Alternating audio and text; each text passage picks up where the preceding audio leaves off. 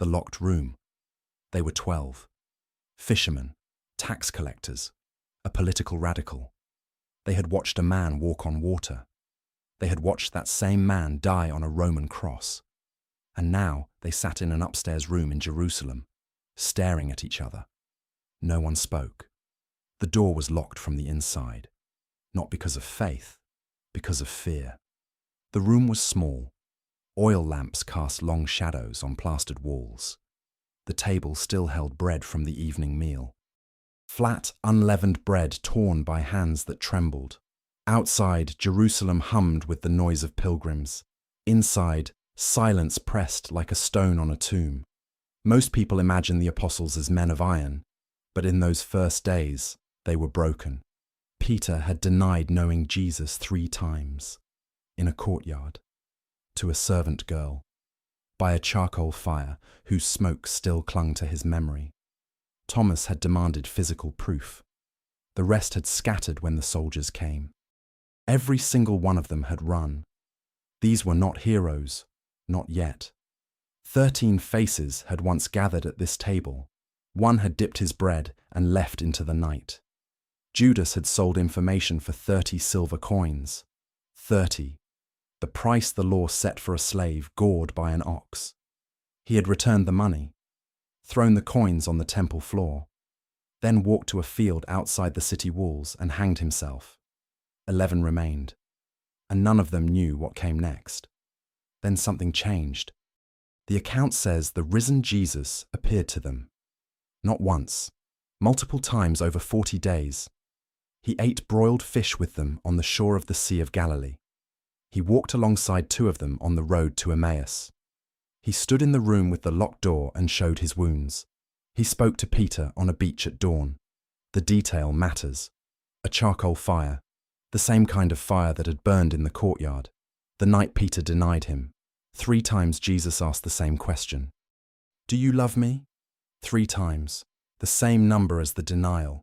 Here is what most people miss about that exchange. Jesus did not ask Peter to apologize. He did not demand an explanation. He did not mention the courtyard. He asked for commitment. 3 times. As if rewriting the denial with 3 declarations. As if saying the past is settled. What matters now is what you do next. After 40 days, he was gone. Ascended, the text says, lifted from the Mount of Olives while they watched. And the 11 walked back to Jerusalem. Down the dusty path through the Kidron Valley, past the olive trees, back to the same room, the same table with 1 empty seat. They chose a replacement, a man named Matthias, selected by lot among 2 candidates. His name appears once in the biblical record, then never again. The table was full once more, but everyone in that room knew it would not stay that way. 50 days after the crucifixion, Pentecost arrived. Jerusalem swelled with pilgrims, Jews from every province of the empire. The streets overflowed. The temple courts echoed with dozens of languages. The room shook. Wind filled the space without a window opening. Something like fire appeared above their heads. And these 12 men, who had been hiding, walked outside. Into the noise of Jerusalem. Peter spoke first. The same man who had crumbled before a servant girl. The same voice that had cracked with fear by a charcoal fire. That voice now cut across a packed Jerusalem street. He spoke with clarity that stunned even those who disagreed. 3,000 people believed that day. Not because of a spectacle, because a terrified man had stopped being terrified. That was the beginning. The 12 stayed together in Jerusalem for several years. They taught in the temple courts every day. They healed the sick outside the beautiful gate. They were arrested, flogged, and released. They were warned to stop speaking. They did not stop. The priests could not explain it. These were unschooled men from Galilee. Their hands were calloused from fishing nets. They spoke with an accent. Yet they carried something the Sanhedrin could not contain. The early church grew in the temple's shadow. Christians still worshipped alongside Jews. They shared meals in homes with unlocked doors. They pooled their money. They cared for widows and orphans. For a brief, luminous window, The 12 lived within walking distance of each other, still able to meet at the same table, still able to see the face of someone who had been there from the very beginning. But the world outside that room was changing, and the room could not hold them forever. The first sword. It came faster than anyone expected. In the year 44, King Herod Agrippa made a calculation. The Jewish religious establishment wanted the Christian movement silenced. Herod wanted their political support. The equation was simple. He arrested James, the son of Zebedee, one of the inner three, one of the three closest to Jesus, on the mountain, in the garden, no trial, no public debate, a single order and a Roman blade. James became the first apostle to die for what he believed. The book of Acts records it in a single verse, one line, as if the writer could not bear to linger on what that sword meant. But an early source preserves a detail that Acts does not. The Roman soldier assigned to guard James watched his prisoner during the hours before execution. He listened to what James said. He watched how James carried himself, a man walking toward a blade without flinching. The soldier was so shaken that he declared himself a believer on the spot. Both men were sentenced to die together. The account says the soldier asked James for forgiveness. James looked at the man who had been his jailer. He paused. Then he embraced him. They knelt side by side. The blade fell twice. Think about what that meant for the others. James was not a peripheral figure. He was thunder. Jesus himself had nicknamed them the Sons of Thunder. He had been there at the Transfiguration. He had been there in Gethsemane. And now his body lay in a Jerusalem street. Peter was next on Herod's list. Arrested, chained between two soldiers in a cell. The church prayed through the night. According to Acts, an angel freed him before dawn. Peter walked out of the prison while his guards slept. He went to a house where believers were praying. He knocked. A girl named Rhoda answered. She was so shocked she forgot to open the door. But beneath that moment of relief, something had permanently shifted. The message was clear. Jerusalem was no longer safe. The table that had held them together was now a target. Staying in one place meant dying in one place. The scattering began, not in a single dramatic exit, slowly, one departure at a time, a farewell at a city gate as the sun rose, a last shared meal in a home with dusty floors, a handshake that lasted too long because both men knew what it meant. Andrew left first, toward the Black Sea, through Thrace and Macedonia, into the coastal cities where Greek was spoken in the markets. He carried nothing but his clothes and his faith, and the memory of the lake where he first dropped his nets. Philip went north, to Phrygia, to Hierapolis, a city where hot springs boiled from the earth, the ground crusted white with mineral deposits, where steam rose from the rock like incense from an altar. He would build a church there. Bartholomew travelled with Thomas for a time, east, past the familiar borders of the empire into Armenia. Mountains rose sharp around them, snow on the peaks, green valleys cut between walls of stone. They walked roads that Roman sandals had never touched, and Thomas kept going, past Armenia, through Persia, into a world none of them had ever imagined reaching. The others scattered too. Matthew headed south, possibly Ethiopia, possibly the lands near the Caspian Sea. The sources disagree. What they agree on is that he left. The tax collector who once counted Roman coins walked into lands unknown, where those coins had no name. Thaddeus and Simon the Zealot travelled together to Persia, two men on the same dusty road. Simon had once been a zealot, a political radical, a man who had believed that daggers and ambush could drive Rome from Israel. Now he walked unarmed through foreign territory, preaching a kingdom that had nothing to do with swords. Matthias went north, quietly, without fanfare, the replacement apostle, chosen by lot. He served. He walked. History barely noticed. Within a decade of the first sword, The table in Jerusalem was empty. 12 men who had once broken bread together were now separated. By oceans, deserts, mountain ranges. Most of them would never see each other again. Most of them would never hear how the others died. Here is the part that changes everything. They knew. Every one of them had stood in Jerusalem and watched James lose his head. Every one of them had seen Peter dragged away in chains. They knew the price. They had seen it paid. And they left anyway. Not running from the danger, walking toward it, in 12 different directions, the ends of the earth. That is what Jesus had told them. Go to the ends of the earth. And they took it literally. Peter went to Rome, the heart of the empire that had crucified his teacher. A city of 1 million people crammed between 7 hills, streets that reeked of urine and rotting fish and the smoke of sacrificial fires. Tenement blocks 5 stories high packed with families. The Tiber ran brown with waste.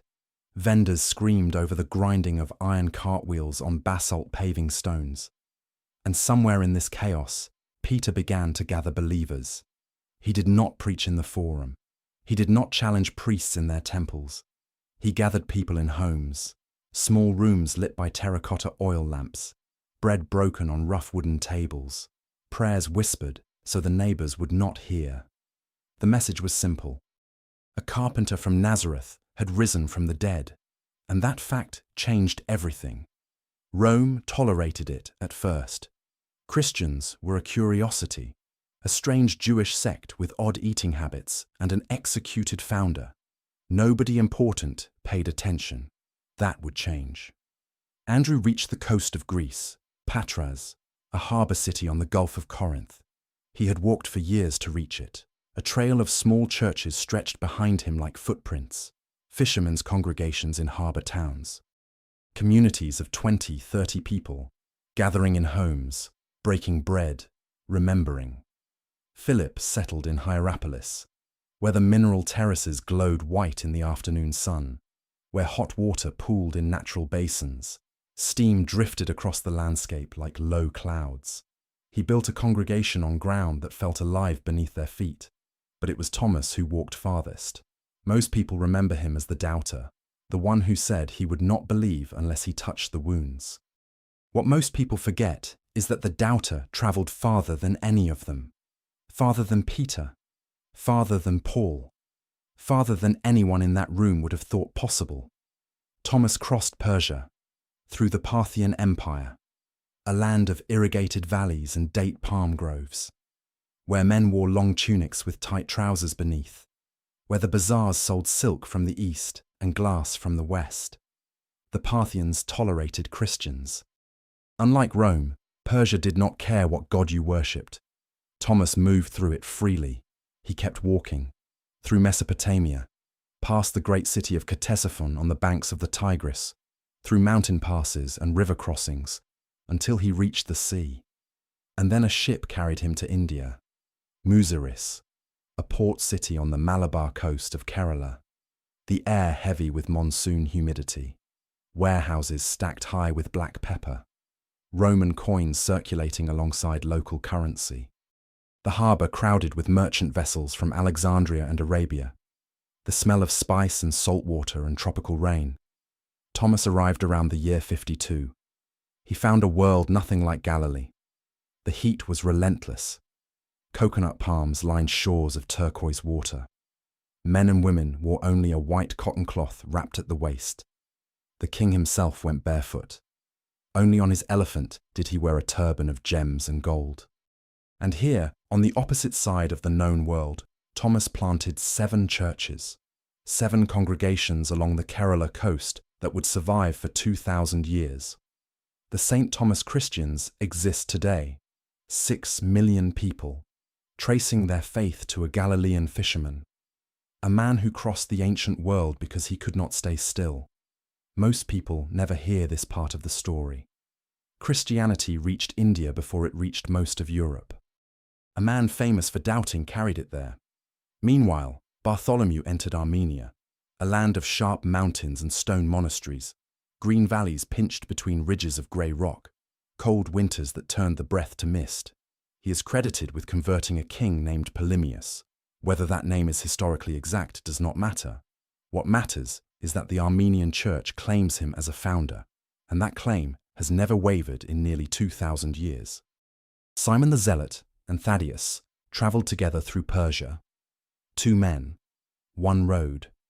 Simon had once believed in daggers and ambush. A zealot, a man who thought Rome could be overthrown by force. Now he carried nothing sharper than a walking staff. The most radical political activist among the 12 became one of the gentlest missionaries. Matthew went south. The sources place him in Ethiopia or in regions near the Caspian. The details are uncertain. What is certain is that he left. The man who once sat in a tax booth walked into lands unknown, where no one knew his name, where no one cared about his former profession, where the only thing he carried was the story. Each of them walked alone or in pairs. No soldiers, no funding, no letters of passage, just the road, the dust, the weight of sandals on foreign ground, and a message they were willing to die for. They did not know how the others were doing. No postal system connected a fisherman in Greece with a preacher in India. No messenger could cross from Rome to Kerala in less than months. Each man carried his mission in isolation. Each man faced his fate without knowing whether the others still lived. And one by one the fates found them. The price. Every one of them paid it. James had been first, the sword in Jerusalem. But the others took longer. Decades passed. As if the world needed time to decide how each man would end. Andrew died in Patras. He had been preaching there for years. The Roman proconsul Aegeus ordered him to stop, worship the Roman gods, or face the cross. Andrew refused. The sentence was crucifixion. But Andrew was not nailed to the wood. He was tied. Rope around his wrists, rope around his ankles, lashed to an X-shaped wooden frame planted in the ground. The ropes changed everything. Iron nails bring shock and blood loss. The body fails in hours, but rope holds you alive. The full weight of the body hangs on the chest. The lungs compress slowly. Each breath becomes a decision, an act of will. Each inhale costs more than the last. Andrew hung on that cross for 2 days. Some accounts say 3. And from that frame, arms spread wide against the sky, he preached. For 2 full days he spoke, words between laboured breaths. The people of Patras gathered below and begged the proconsul to release him. Aegeus refused. Andrew himself reportedly told the crowd not to interfere. He was not finished. Think about what that means. A dying man chose to spend his final days talking, not crying out, not cursing, talking, sharing the same message he had carried since Galilee. Since the day he left his nets on the shore. Peter's end came in Rome. The year was 64. On the night of July 18th, a fire broke out near the Circus Maximus. It burned for 9 days. Entire neighborhoods vanished. Emperor Nero needed someone to blame. He chose the Christians. What followed was beyond cruelty. Christians were sewn into animal skins and thrown to dogs in the arena. Others were coated in pitch and mounted on poles. At dusk, Nero lit them, human torches, burning alive, illuminating his garden parties while guests dined and musicians played. Even Roman writers who despised Christians called it excessive. Peter was arrested, taken to the Mamertine prison, the house of darkness. There was no staircase in the lower chamber. Prisoners were lowered through a hole in the stone ceiling into a pit below. No light, no air circulation. The walls ran with moisture. The floor was wet rock. The stench of human waste and despair filled the space. Tradition says Peter asked to be crucified upside down. He considered himself unworthy to die as Christ had died. Whether the detail is exact matters less than its weight. The man who had denied Jesus now chose to die harder, slower, head toward the ground, blood pooling behind his eyes, on Vatican Hill, near the circus where Nero had turned believers into torches. He had denied 3 times. He had been asked 3 times if he loved. And in the end, he answered with his body. In India, Thomas met his end differently. No arena, no emperor. Around the year 72, on a hillside near the coast at Millipore, Thomas was praying, alone. A lance pierced his side. The tradition blames a local priest threatened by the growing community. Others say a soldier. In 1522, a Portuguese team excavated the tomb site. They found a masonry chamber. Inside were bones, a lance point, a wooden staff, an earthen vase. The spearhead still held a fragment of the original shaft. Bartholomew's death was the hardest to tell. In Armenia, after years of building the church, the king's brother ordered his arrest. The method of execution was flaying. The skin removed from the living body. Tradition says Bartholomew did not stop speaking throughout the ordeal. This may be embellishment born of reverence. The suffering itself was not. Philip died in Hierapolis, crucified upside down. In 2011, Italian archaeologists excavating beneath a 5th century basilica found a 1st century tomb. The tomb was empty, but a church had been built directly above it, within 300 years of his death. That kind of memory does not form around a fiction. James, the son of Alphaeus, was thrown from the pinnacle of the temple. The fall broke his legs. He landed on the stones below. Still alive, they stoned him on his knees. He prayed. The same words Jesus had spoken from the cross. Forgive them. A fuller's club ended it. Thaddeus was clubbed to death in Persia. Simon the Zealot, by the most dramatic account, was sawn in half. The former revolutionary died by the most extreme violence available to his executioners. Matthew was killed at the altar during a service. Tradition says a king ordered his death. For protecting a woman the king had wanted, the tax collector died defending someone who had no power. Matthias was stoned and then beheaded in Jerusalem. The replacement, the man chosen by Lot. He appears in one chapter of Acts. One paragraph. Then silence. He served faithfully. He died violently. Almost no one remembers his name. Not one of them recanted. Not one, given the choice between silence and death, chose silence. 12 ordinary men from a minor province. Fishermen who could not write. A tax collector who had served the occupying empire. A zealot who had fought against it. Each one died for something they had witnessed, or something they believed with every breath left in their body. The last voice.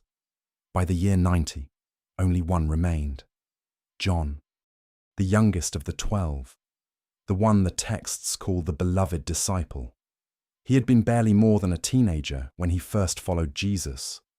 Now he was an old man, and everyone he had shared that journey with was gone. He had been in Ephesus for decades, a city of marble columns and crowded harbours on the coast of Asia Minor. The great temple of Artemis towered nearby, one of the 7 wonders of the ancient world, 127 columns of white marble.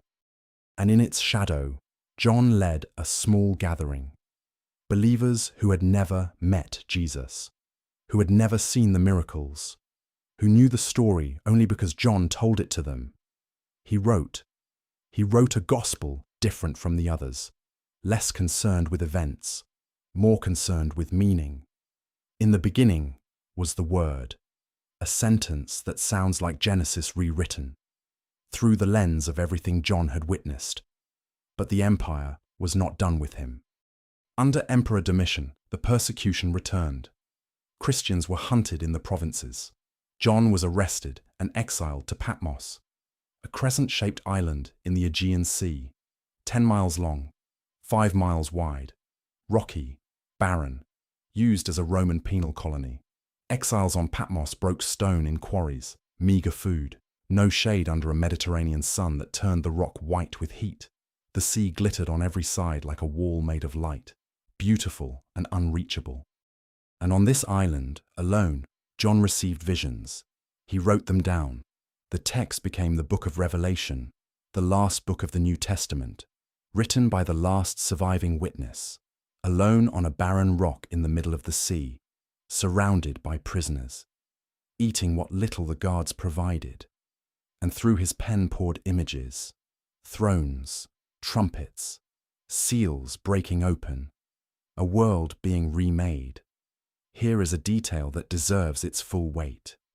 Every other New Testament text was written while the apostles still had each other. Paul's letters were part of a conversation. The Gospels were composed while witnesses still lived. Acts was written while the story was still unfolding. But Revelation was written after the others were all dead.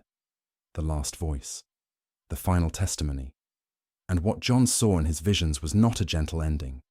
It was fire, judgment, destruction, and then a city descending from the sky. As if God was saying, everything will be torn down and then rebuilt. Domitian was assassinated in 96. The exile order was lifted.